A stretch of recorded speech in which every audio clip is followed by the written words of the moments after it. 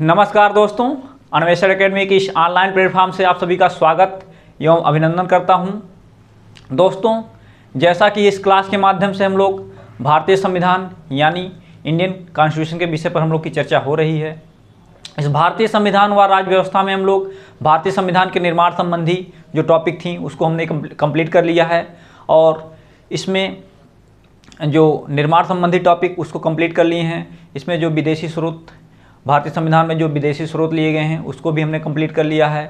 प्रस्तावना, जो भारतीय संविधान की प्रस्तावना है उसको कंप्लीट कर लिया है। जो महत्वपूर्ण अनुसूचियां हैं उसको कंप्लीट कर लिया है। तो आज से हम लोग की जो क्लास, जो भारतीय संविधान के जो 22 भाग हैं उसमें निहित 395 अनुच्छेद हैं, इन सब बातों पे हम लोग की चर्चा होगी।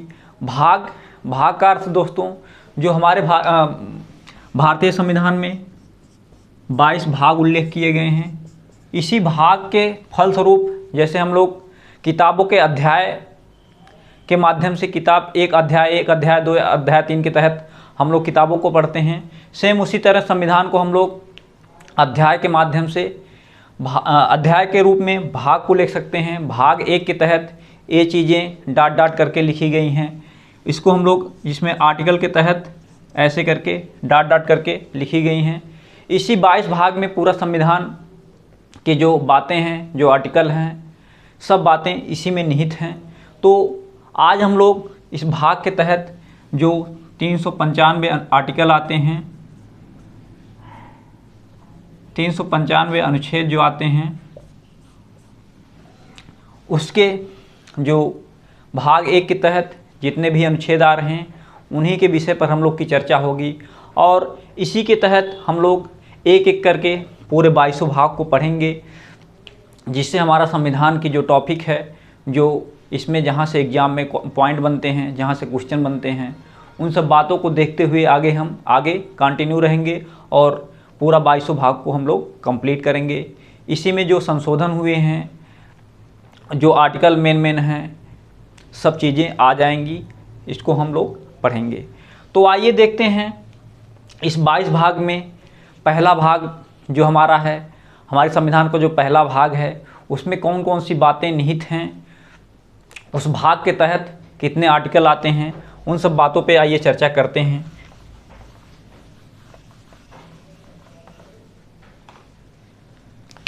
बात करें हम लोग भाग 1 की, भाग के बारे में हम लोग चर्चा कर रहे हैं।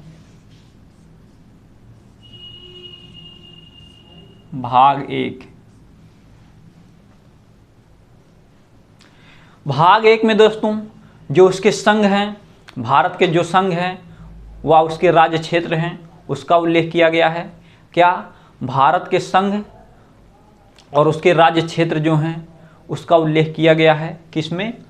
भाग 1 में। भारत के संघ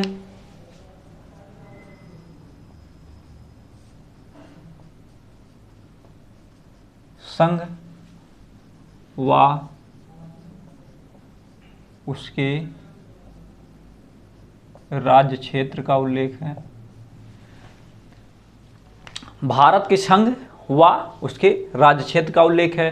दोस्तों, यहीं से क्वेश्चन बनता है कि जो भाग 1 है उसमें क्या वर्णित है। 4 ऑप्शन दे देगा आपको, जिसमें से ऑप्शन आपका कौन सही हो जाएगा? भारत के संघ व उसके राज्य क्षेत्र भाग 1 में उल्लेख है।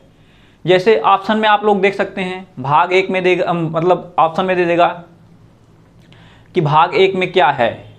एक ऑप्शन में दे देगा नागरिकता, दूसरे ऑप्शन में दे देगा मूल अधिकार, तीसरी में दे देगा संघ, चौथे में दे देगा संघ व उसके राज्य क्षेत्र। तो इस स्थिति में कौन सा ऑप्शन सही हो जाएगा? संघ व राज्य क्षेत्र भाग 1 में उल्लेखित है। नेक्स्ट हम बात करें इसमें जो आर्टिकल आते हैं, इसमें जो आर्टिकल आएंगे भाग 1 के तहत, भाग 1 के तहत 1 से लेकर 4 आर्टिकल आएंगे। जिसमें हम लोग पहले आर्टिकल को देखते हैं, आर्टिकल या अनुच्छेद 1 में क्या कहा गया है। इसमें दोस्तों कहा गया है भारत अर्थात इंडिया राज्यों का संघ, क्या भारत अर्थात इंडिया राज्यों का संघ यानी यूनियन है, क्या भारत अर्थात इंडिया राज्यों का संघ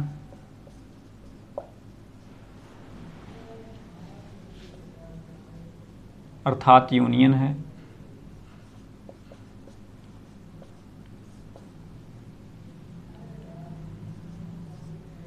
संघ का तात्पर्य है दोस्तों अपने यहाँ यूनियन, जबकि यही संघ अगर हम देखें और देशों, जो विदेशी देश हैं, कुछ देश हैं, उसमें संघ का इंग्लिश होगा फेडरेशन। तो आगे इसके बारे में हम लोग चर्चा करेंगे। इसमें नेक्स्ट पॉइंट क्या आता है, ये जो राज्य भारत अर्थात इंडिया राज्यों का संघ है, राज्य को कहाँ देखा जाता है, कहाँ पढ़ा जाता है, इसको कहाँ रखा गया है। तो यह राज्यों को पहली अनुसूची में रखा गया है, राज्यों को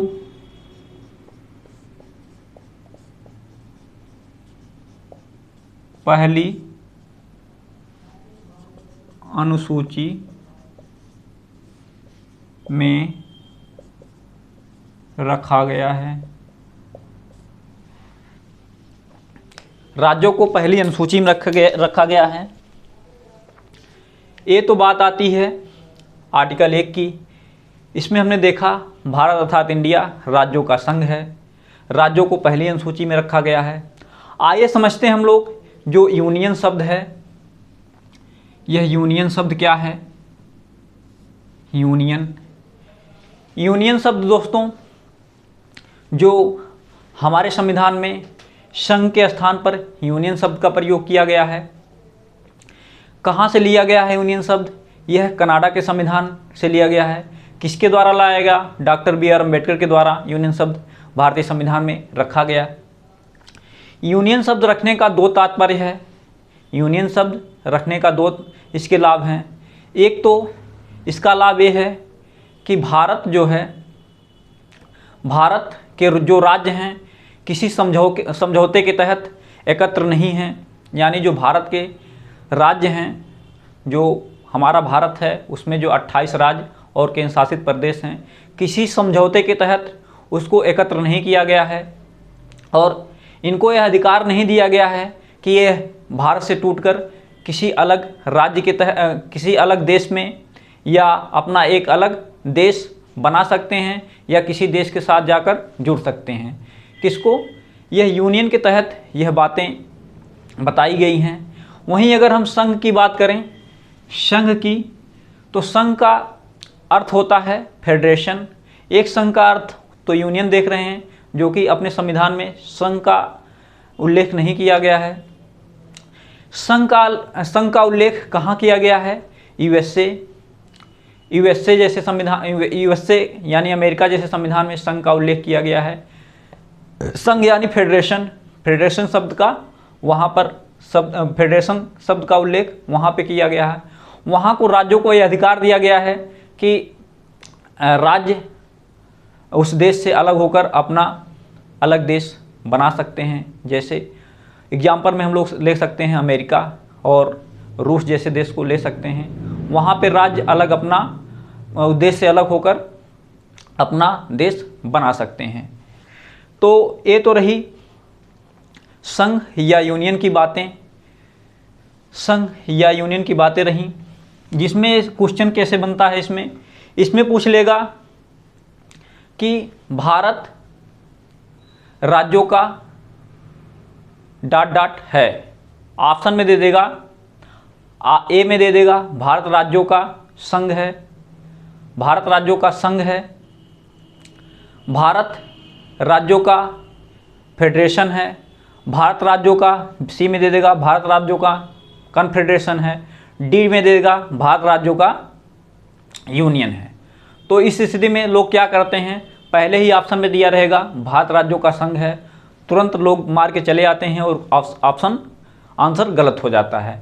दोस्तों, भारत राज्यों का संघ नहीं, भारत राज्यों का यूनियन है।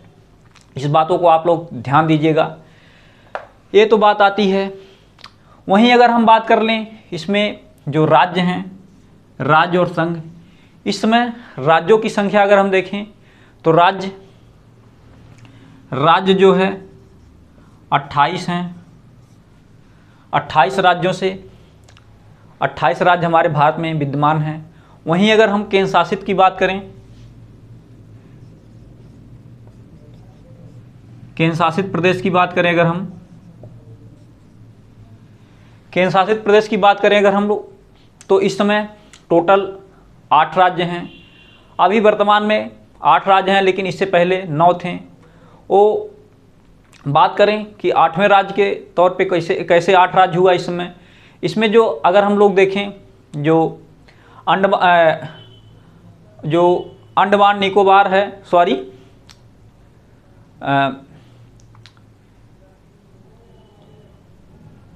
इसमें जो 2 राज्य का अभी विलय हुआ है, एक है दादर नागर हवेली और दमन और दीव। दादर नागर हवेली, दमन और दीव को मिलाकर एक राज्य बना दिया गया और उस एक राज्य को बनाने के फलस्वरूप 9 से घटकर कितने राज्य हो गए? 8 राज्य हो गए। 8 राज्य हो गए दोस्तों। तो इस समय कितने राज्य हैं? 8 हैं। तो ये तो बात रही आर्टिकल 1 की। आइए समझते हैं आर्टिकल 2 में क्या कहा गया है। आर्टिकल 2 में क्या है?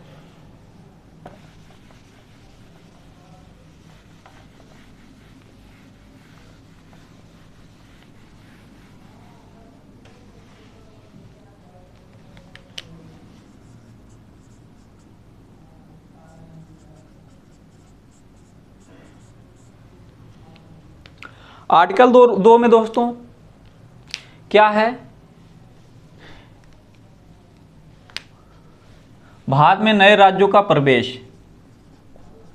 भारत में नए राज्यों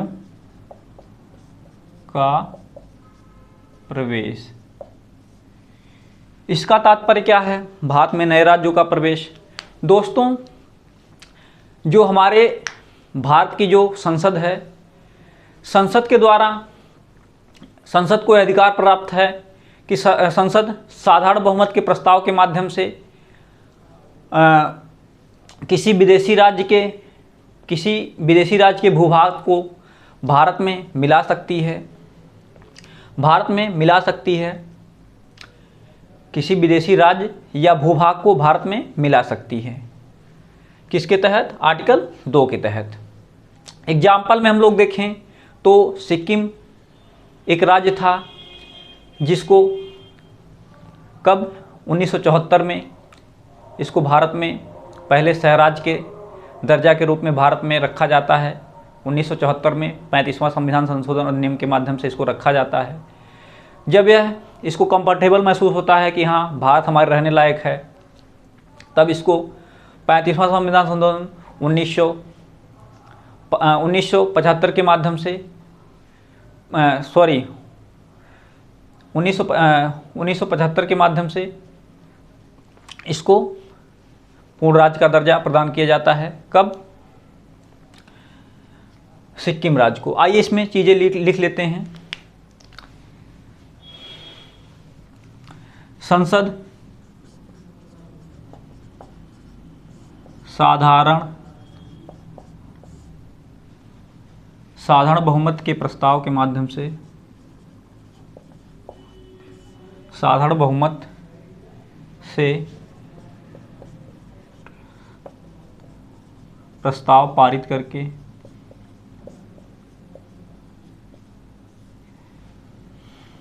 करके किसी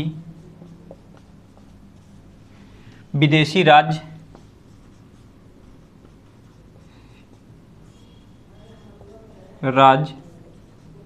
व सीमा, विदेशी राज्य व क्षेत्र को भारत में मिला सकते हैं, भारत में मिला सकते हैं। और एग्जाम्पल में हम लोग देखें तो सिक्किम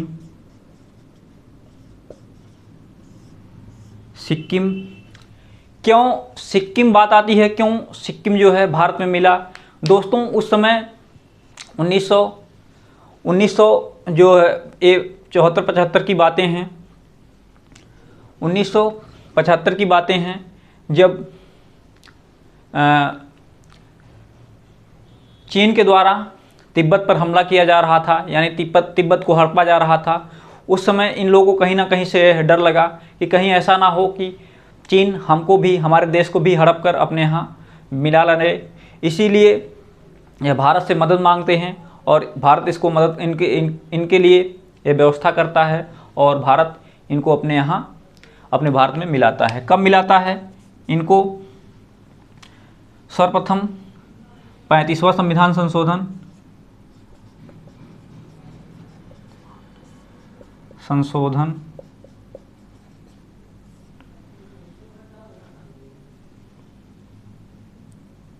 के माध्यम से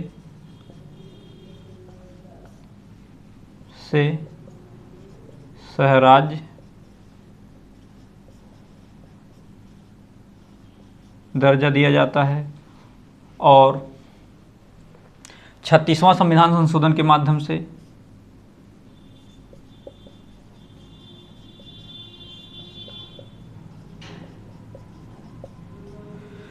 36वां संविधान संशोधन के माध्यम से इसको पूर्ण राज्य का दर्जा दिया जाता है।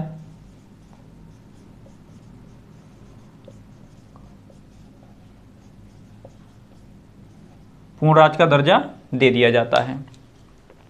तो ये तो बातें रही आर्टिकल 2 की। नेक्स्ट देखते हैं आर्टिकल 3 में क्या है।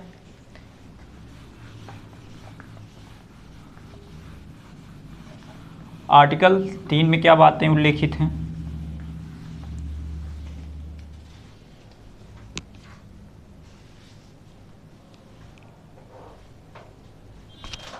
आर्टिकल 3 में या अनुच्छेद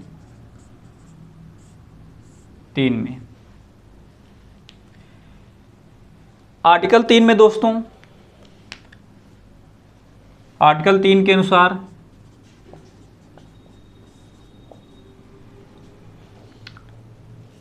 संसद को अधिकार प्राप्त है कि नाम सीमा नए राज्य का क्षेत्र का गठन कर सकती है। राज्यों के नाम, सीमा, क्षेत्र, नए राज्यों का गठन कर सकती है। किसके तहत? आर्टिकल 3 के तहत। इसमें हम कह सकते हैं कि संसद साधारण बहुमत का प्रस्ताव पारित करके राज्य के सीमा, नाम, सीमा, क्षेत्र व नए राज्य का पुनर्गठन कर सकती है। यानी संसद के द्वारा भारत के किसी राज्य में वहाँ की सीमा, वहाँ के क्षेत्र, उसके नाम में और नए राज्य का पुनर्गठन कर सकती है। किसके तहत? आर्टिकल 3 के तहत। इसमें हम लोग देख सकते हैं कि अभी जल्द ही संसद के ही माध्यम से, संसद साधारण बहुमत पारित करके जम्मू कश्मीर को से अलग करके लद्दाख राज्य का केंद्र शासित प्रदेश का गठन की है। कब की है? जिसमें जम्मू कश्मीर और लद्दाख को केंद्र शासित प्रदेश में रखा गया है। 31 अक्टूबर 2019 में यह घटना होती है। और नेक्स्ट उसके पीछे हम लोग देखें तो 2 जून 2014 को आंध्र प्रदेश से टूटकर तेलंगाना राज्य का गठन किया गया। तो उसकी किसके तहत? आर्टिकल 3 के तहत। कैसे? किस संविधान संशोधन के माध्यम से? साधारण बहुमत के माध्यम से यह संशोधन किया गया है। तो इसमें हम लोग लिख सकते हैं कि संसद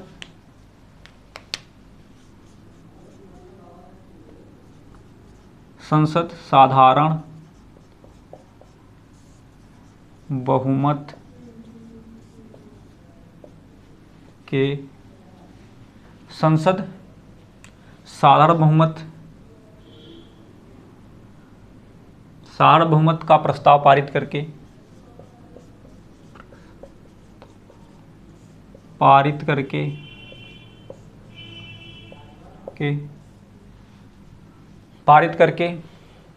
के किसी राज्यों के नाम सीमा क्षेत्र व नए राज्यों का गठन कर सकती है।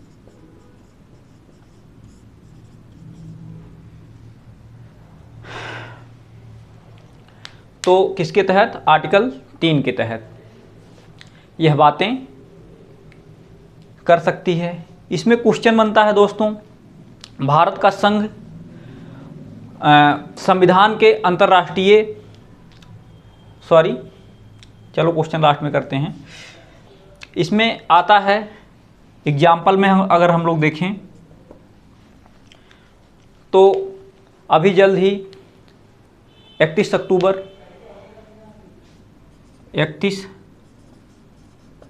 अक्टूबर 2019 में जम्मू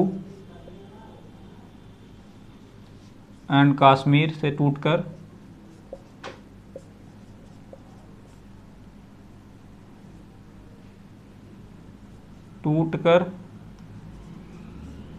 लद्दाख राज्य का गठन किया गया है। लद्दाख टूटकर लद्दाख केंद्र शासित प्रदेश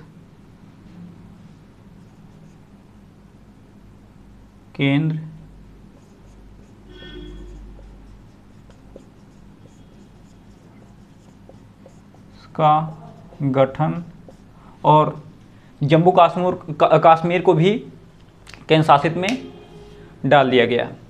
तो इसमें और भी राज्य हैं जिसका गठन किया गया है, उसकी एक लिस्ट हम लोग लास्ट में देखेंगे। तो आइए, ये तो हो गई आर्टिकल 3 की बातें। इसमें हमने देखा कि संसद सार्वभौमत्व का प्रस्ताव पारित करके राज्य नाम सीमा क्षेत्र व नए राज्य का गठन कर सकती है। तो यही है ये जो क्वेश्चन का की पॉइंट यही है, इसको आप लोग ध्यान रखिएगा के अनुसार राज्यों का नाम सीमा और क्षेत्र में परिवर्तन संसद के माध्यम से किया जा सकता है। तो ये तो रही आर्टिकल 3 की बातें।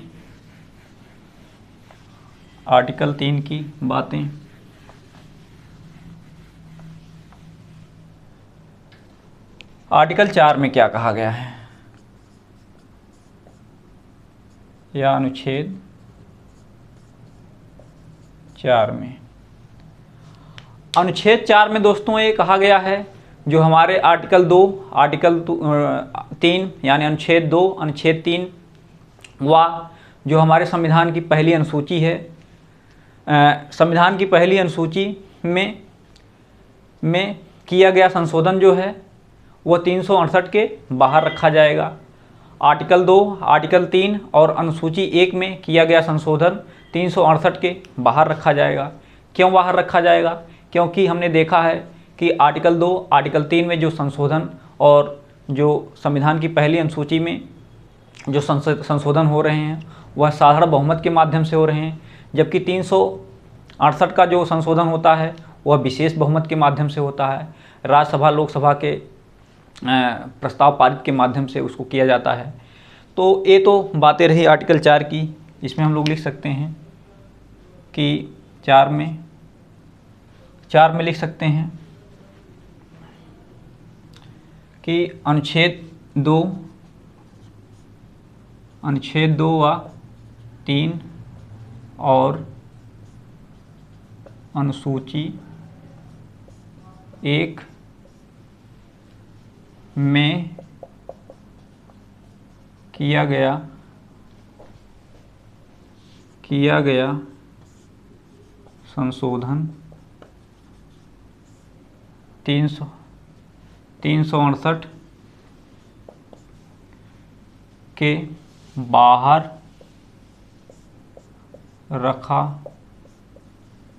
जाएगा। तो ये तो बातें रही दोस्तों जो भाग 1 के तहत जो 4 आर्टिकल थे उसको हमने समझा। भाग 1 के तहत जो 4 आर्टिकल थे उसको हमने समझा।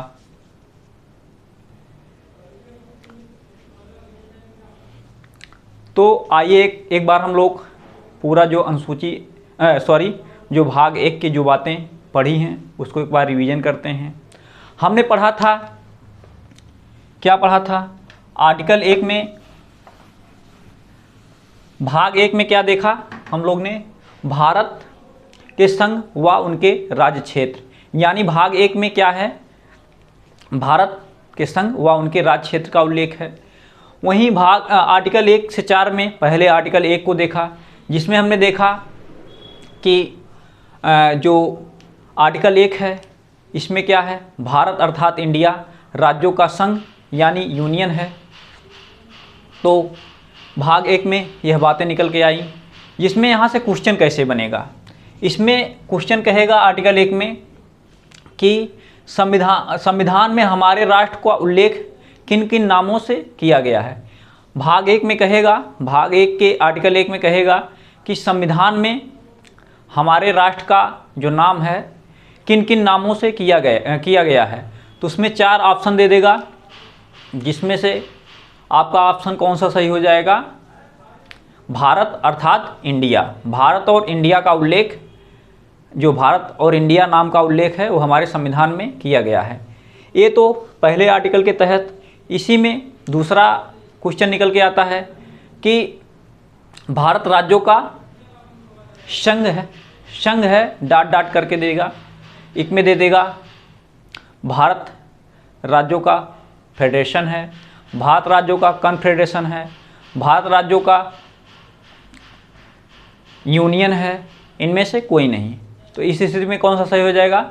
भारत राज्यों का यूनियन है, क्योंकि हमारे यहाँ फेडरेशन की व्यवस्था नहीं है। राज्यों को यह अधिकार प्राप्त नहीं है कि भारत से टूटकर वह अलग राज्य या देश बना सकें। तो 1 के तहत ये 2-3 क्वेश्चन बने हैं और आगे बनते रहते हैं। वहीं आर्टिकल 2 में अगर हम लोग देख लें, आर्टिकल 2 में क्या कहा गया है? आर्टिकल 2 में कहा गया है कि संसद साधारण बहुमत का प्रस्ताव पारित करके किसी विदेशी राज्य व उसके क्षेत्र को भारत में मिला सकती है। तो यह तो आर्टिकल 2 की बातें हैं। इसमें क्वेश्चन बना लेगा कि संसद को किस आर्टिकल के माध्यम से यह अधिकार दिया गया है कि यह विदेशी राज्य को या उसके क्षेत्र को भारत में मिला सकती है। तो कौन सा आर्टिकल हो जाएगा? आर्टिकल हमारा 2 हो जाएगा। वहीं आर्टिकल 3 की अगर हम बात करें, आर्टिकल 3 में क्या कहा गया है? आर्टिकल 3 में यह कहा गया है कि संसद साधारण बहुमत का प्रस्ताव पारित करके भारत के किसी राज्य के नाम, सीमा या उसके क्षेत्र में व नए राज्य का गठन कर सकती है। यहाँ से क्वेश्चन बन जाएगा कि नए राज्य के गठन की शक्ति किसके पास हो सकती है? तो ऑप्शन आपका क्या हो जाएगा? संसद हो जाएगा। और नेक्स्ट क्वेश्चन अगर बना ले कि नए राज्य बनाने के लिए किस बहुमत का प्रयोग किया जाता है? ऑप्शन में दे दे साधारण बहुमत से दे दे। तो ऑप्शन आपका कौन सा सही हो जाएगा? साधारण बहुमत से सही हो जाएगा, ना कि जो विशेष बहुमत। साधारण बहुमत वाला ऑप्शन आपका सही हो जाएगा।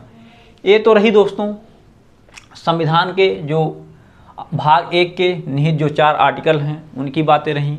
नेक्स्ट हम लोग देखते हैं जो भाषाई आधार पर राज्यों के पुनर्गठन की जो मांग होती है वो किस प्रकार होती है और किस प्रकार कौन से राज्यों को भाषाई आधार पर पहले गठन किया जाता है।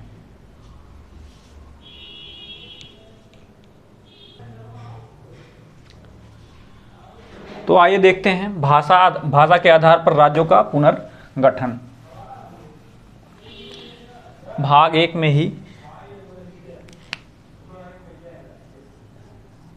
भाषा आधार पर राज्यों का गठन।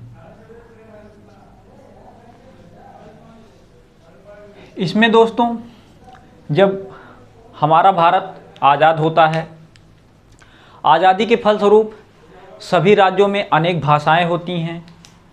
उन भाषाओं को देखते हुए अलग अलग जो राज्य होते हैं उस राज्य में अपने भाषा के आधार पर राज्यों की पुनर्गठन की मांग होने लगती है। इस पुनर्गठन के मांग को देखते हुए डॉक्टर राजेंद्र प्रसाद जी, कौन? डॉक्टर राजेंद्र प्रसाद जी 7 नवंबर 1947 ईस्वी को एस.के. धर की अध्यक्षता में एक समिति का गठन करते हैं और इस समिति के द्वारा यह प्रस्ताव प्रस्तुत किया जाता है कि भाषा के आधार पर राज्यों का पुनर्गठन कैसे किया जा सकता है, क्योंकि भाषा के आधार पर अगर राज्यों का पुनर्गठन किया जाएगा तो इससे जो देश की एकता अखंडता है उसमें कहीं ना कहीं बाधा पहुंचेगी और इसके वजह से भाषा के आधार पर राज्यों को पुनर्गठन को नकार दिया जाता है। लेकिन उस समय जो भारत की जनता होती है, अलग अलग राज्यों के जो जनता होती है, उनके द्वारा इसको मांग के लेकर बहुत तेज़ी आ जाती है और इस तेज़ी को देखते हुए एक फिर से समिति गठित की जाती है जिसको हम लोग जेबीपी समिति कहते हैं। जेबीपी समिति सरदार पटेल और जवाहरलाल नेहरू 3 लोग इसमें होते हैं। कौन? सरदार पटेल होते हैं, जवाहरलाल नेहरू और एक होते हैं सरदार पटेल साहब होते हैं, जवाहरलाल नेहरू और एक पट्टा भी सीतारमैया जी होते हैं। इन लोगों के द्वारा जो जेबीपी समिति का गठन किया जाता है और यह लोग अपनी एक रिपोर्ट प्रस्तुत करते हैं। इसमें यह लोग कहीं ना कहीं से मान लेते हैं कि भाषा के आधार पर राज्यों का पुनर्गठन किया जाना उचित है, लेकिन कुछ समय पश्चात यह लोग भी, इस समिति जो गठित होती है, यह लोग भी इस पर लीपापोती करने लगते हैं और इनके लीपापोती के फलस्वरूप जन आंदोलन और तेज हो जाता है। इस आंदोलन के फलस्वरूप देखते हैं कि यह समिति जो गठित हुई थी ये भी फेल हो गई। इसके अनुसार भी भाषा के आधार पर राज्यों का पुनर्गठन की कोई बात नहीं निकल कर आई और आगे जो है एक तेलुगु भाषी नेता होते हैं रामुल्लू जी, यह इनके द्वारा भाषा के आधार पर राज्यों के पुनर्गठन को लेकर भूख हड़ताल पे बैठ जाते हैं और इस भूख हड़ताल में इनकी 56 दिन के बाद इनकी मृत्यु हो जाती है और इनके मृत्यु के उपरांत और तेज़ी से जो राज्य होते हैं, राज्यों के नागरिक होते हैं, उनके द्वारा आक्रोश आ जाता है और आंदोलन जनतेज हो जाता है। इसको देखते हुए सरकार कदम उठाती है। भाषा के आधार पर कहीं ना कहीं से सरकार को झुकना पड़ता है और तब सरकार के द्वारा 1 अक्टूबर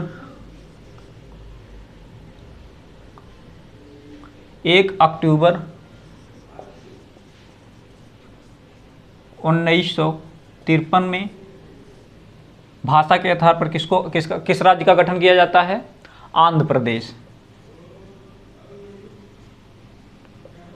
प्रदेश का गठन किया जाता है। इस गठन के फलस्वरूप 1953 ईस्वी में 1953 ईस्वी में न्यायमूर्ति फजल अली के अध्यक्षता में, क्या न्यायमूर्ति फजल अली की अध्यक्षता में 3 सदस्यीय एक कमेटी का गठन किया जाता है और इस कमेटी के गठन के फलस्वरूप 1956 ईस्वी में राज्य पुनर्आयोग अधिनियम पारित किया जाता है। कब? 1956 ईस्वी में राज्य पुनर्आयोग अधिनियम पारित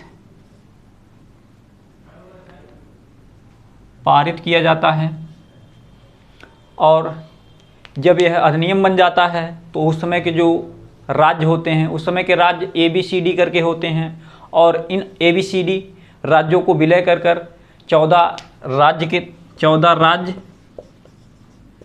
राज्य और 6 केंद्र शासित प्रदेश के रूप में इसका गठन कर दिया जाता है। दोस्तों, ये तो बातें रही जो 1956 में राज्य पुनर्गठन आयोग कब पारित होता है, 1956 में, जिसमें 14 राज्य 6 केंद्र शासित प्रदेश होते हैं। भाषा के आधार पर कब? 1 अक्टूबर 1953 ईस्वी में आंध्र प्रदेश को सबसे पहले राज्य का दर्जा प्रदान किया जाता है। यहीं से सीधे क्वेश्चन बनता है कि और कौन कौन से राज्य हैं जिनको भाषा के आधार पर पुनर्गठन किया जाता है। और हम लोग कह सकते हैं नए राज्य के रूप में भी कुछ गठन होते हैं, जिसमें आंध्र प्रदेश के अलावा हमने पीछे 2 राज्य देख लिया था जो लेटेस्ट में अभी जिनका गठन हुआ है। जम्मू कश्मीर से जोड़कर लद्दाख राज्य का गठन हुआ है। कब हुआ है? 31 अक्टूबर 2019 को। लेकिन बार बार जो क्वेश्चन पूछता है उसको हम लोग एक बार देख लेते हैं। एक है छत्तीसगढ़, उत्तराखंड और झारखंड। छत्तीसगढ़, उत्तराखंड, झारखंड, जिसको छत्तीसगढ़ को 1 नवंबर को और उत्तराखंड को 9 नवंबर को और झारखंड को 15 नवंबर, इन तीनों तिथि जो हैं ये सब 2000 में, सन 2000 में इनको राज्य के रूप में इसको इन लोगों को गठित किया जाता है। तो हम लोग लिख सकते हैं कि इसको किया गया। उसके बाद एक ट्रिक है, इसके माध्यम से तीनों याद हो जाएंगे क्योंकि ये तीनों पूछता भी है।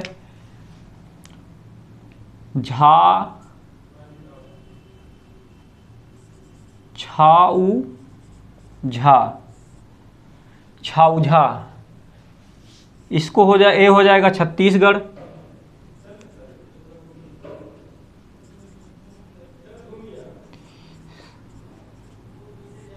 उत्तराखंड, ये झारखंड। तीनों बहुत ही भूलता है, इसको एक ट्रिक के माध्यम से आप लोग याद कर लीजिए, जिसमें 1, 9, 15 नवंबर 2000 को इनका जो है पुनर्गठन किया गया। छत्तीसगढ़, उत्तराखंड, झारखंड, 1 नवंबर को छत्तीसगढ़, 9 नवंबर को उत्तराखंड, 15 नवंबर को झारखंड का गठन किया जाता है। और इन्हीं में से घुमा के पूछता है क्वेश्चन, लोग कंफ्यूज हो जाते हैं।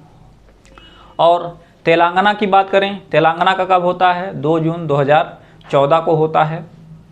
लेकिन यहाँ से क्वेश्चन ज़्यादा बने हैं, तो इस ट्रिक के माध्यम से आप लोग याद भी कर सकते हैं, वैसे भी आप लिख सकते हैं। लेकिन ट्रिक से एक बार याद हो जाएगा तो भूलेगा नहीं, क्योंकि इनमें तीनों में बहुत कंफ्यूज होता है।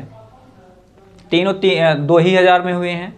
और जिसके माध्यम से दोस्तों हमने जो भाषा के आधार पर राज्यों का पुनर्गठन हुआ है उसके बारे में हमने देखा, और जहाँ से सवाल बनने वाले थे उसको हमने नोट डाउन भी किया। तो आज की क्लास हम यहीं पर विराम देते हैं, मिलते हैं नेक्स्ट क्लास में। तो आज के लिए बहुत बहुत धन्यवाद।